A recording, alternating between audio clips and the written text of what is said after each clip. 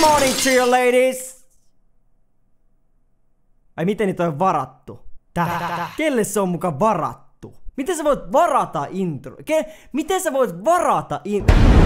Ai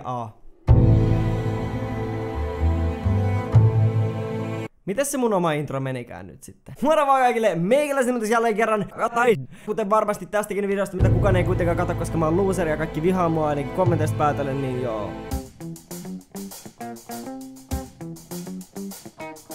No alkoipa tääkin positiivisesti. Tänään mä ajattelin vähän, että vittu. Mitä mä säädän? Tänään mä ajattelin vähän, että ois onks teillä ikinä ollut jostain toisesta ihmistä semmoista asiaa, mikä on ihan vitun tyhmä juttu, tai super cringy tai cheesy juttu, minkä te ootte halunnut kysyä siitä, mutta te ette oo keinannut, koska te mietitte vaan, että miten se reagoi siihen, tai mitä se ajattelee teistä, jos te kysytte sellaista. Ai ette oo.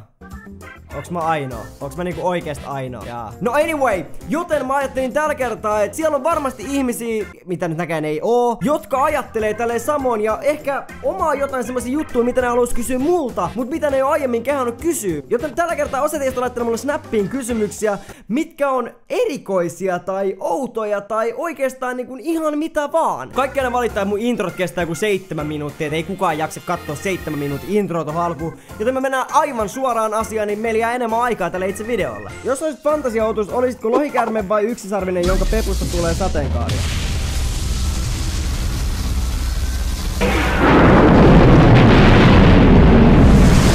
Mä en oo varma muuten, onks tää edes silleen niinku, onks tää kysymys, koska jos mun pitäis valita, että paskoks mä sateenkaaria vai onks mä lohikäärme, niin totta kai mä paskon sateenkaaria. Come on. Mikä on oudointa murussa, mitä se on tehnyt, ja mikä on oudointa sen ulkonäössä? Oudoimmaksi mitä se on varmaan tehnyt on se, että mä olin nukkumassa ite ja sit mä katoin kun se tuli siihen mun sängylle silleen niinku tepsattelee. Okei, se ei nyt ihan tolleen ollut. Mut siis se tuli tepsattelee siihen sängylle ja se oli silleen, että perus tuli hakea huomiota. Mut sit se teki jotain, mikä oli vähän silleen, että mä en ehkä ihan olettanut. Se nimittäin käveli siihen, sit se alkoi tassuilla vähän kaapimaan niinku sitä mun peittoa. Kohtaa mä olin niinku ihan puoliunessa, että niinku, mitä sä teet? Mitä sä teet? Sit se ihan pokkana katto mua silmiin, se meni siihen.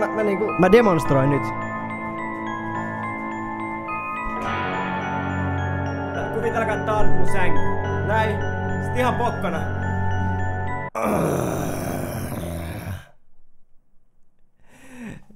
Literally. Kirjaimellisesti. Se tuli, kattoi mua silmiin ja kusi suoraan mun päälle. Siis se oli ihan mun peitto välissä, se kusi suoraan siihen peitolle. Sitten se niinku jatkoi vaan tälleen maukas ja lähti vittuun. Siinä kohtaa mietit silleen ekat 2 sekuntia, että anteeksi, mitä tapahtui? Ja te kaikki, jotka omistaa kissan, niin tietää kuinka perseestä toi on sen perusteella, että tiedättekö te miltä kissan kusi haisee? No mä voin sen verran sanoa, että kissan kusi haisee aika pahalle. Ja sen jälkeen kun se on siinä peitossa, siinä pussilakanassa ja sit se on vielä sun jaloissa se kusi, sit on siinä silleen niinku, että tää on paras maanantaipäivän herätys niin kuin ikinä. Bestest of them all. Tän parempaa ei oo. Niinku oikeesti, mikä olisi parempi tapa herätä kuin siihen, että kissa tulee kusee sun päälle? Ootko neitsyt? No ainakin edellisen videon kommenttien perusteella mä sit varmasti olen. Mä en tiedä pitäisikö tähän edes enää mainita, että toi on vitsi, koska mä tiedän, että kuitenkaan niinku 99% kuitenkin ottaa sen tosissaan. Ei vittu, se on oikein, mä tiesin sen! Se kaveri ei oo koskaan tommonen looseri! Ei vittu, oh my god, mä olin äiti, äiti hei! Kuulit sä? Deata ei oo saanut pillua koskaan! Äiti. Ihan nyt kaikille tiedoksi, se oli vitsi. Vieläkin se on vitsi. Miksi ostit Nintendo Switchin? Koska mä haluaisin pelata Nintendo Switchillä Legend of Zeldaa. Milloin ekan kerran tyydytit itseäsi? Mä tiesin, että oli virhe, että mä aina ihmisten kysy ihan mitä vaan, mutta miksi? Voin sanoa, että ainakin ensimmäisen syntymäpäiväni ja nykyisen viimeisimmän syntymäpäiväni välisenä aikana jonakin päivänä. Yes. Jos olisit päivän roosa, niin mitä ekana tekisit? Ne varmaan ainakaan hengais munkaan.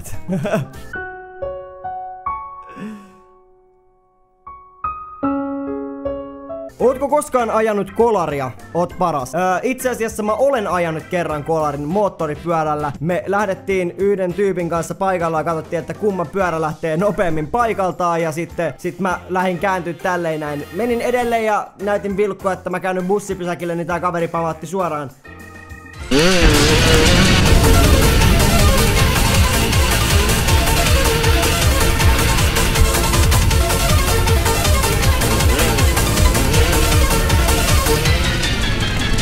Kummatkin meni mokkelis sinne nurin sinne asfaltille. Joo, se on ainoa kolari, minkä mä oon ikinä ajanut. Mitä oot elämässäs katunut eniten? Pakko sanoa, tää on aika masentava juttu. Mä oon ehkä katunut elämässäni eniten sitä, että mä mainitsin ala-asteella, että mulla on ADHD. Ihmiset ei oikein pitänyt musta sen perusteella, eikä ne oikeastaan vieläkään pidä, mutta mitä vaan. Se aiheutti paljon semmoista, mitä mä en ois ehkä kaivannut silloin. Joten mä ehkä kadun sitä, että mä menin mainitsemaan siitä ja ajattelin, että ihmiset ymmärtää. Toivottavasti ihmiset nykyään ymmärtää paremmin. Onko seksi kivaa? Ei kai sitä kukaan nyt muuten harrastaisi. Ootko yrittänyt iskeä naista humalassa? Nuorempana kyllä, hyvin monta kertaa ja en mä tiedä. Mä olin tosi sosiaalisesti vammainen ja joo. Jospa ei puhuta siitä, että mä oon iskenyt kännissä ihmisiä. Mistä sun sukat reikiintyy ekana? Täältä. Ehdottomasti täältä. Aina. Tänne tulee aina reikä. Aina reikä. Kuin syvä on sun nännireikä? Mä en tiedä, onks tää nyt niinku... Onks tää kauheen niinku syvä? Mä oon varma niinku sit reiästä tossa. Kun ei siinä oo mun mielestä mitään reikää. Vai onks siinä teidän mielestä reikä? Mitä teen työkseni? Näytän nännejäni YouTubeen. Oletko koskaan saanut sakkoja ylinopeudesta tai humalatilasta? Kännissä ajamisesta en ikinä. En siis oo ajanut kännissä. Mä en ikinä juo ja aja. Ylinopeudesta mä oon kerran saanut sakot. Mä olin 18 vuotta just täyttänyt. Mulla oli ollut 2 viikkoa korttia. Mä ajoin nopeuskameraa ja sain sakot. Milloin söit pizzaa viimeksi? Tässä pitää kyllä kysyä, että milloin mä en syönyt pizzaa viimeksi. Kumpi mieluummin? Oot alasti kaupungilla vai että kun oot kaupungilla joudut suutelemaan kaikki, ketkä tulee sua vastaan?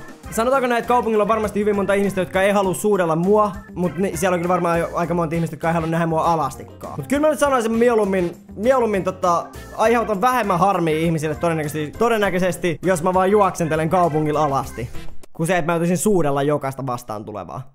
Et kyllä mä juoksentelisin kaupungilla alasti. Ootko ikinä käynyt strippiklubilla?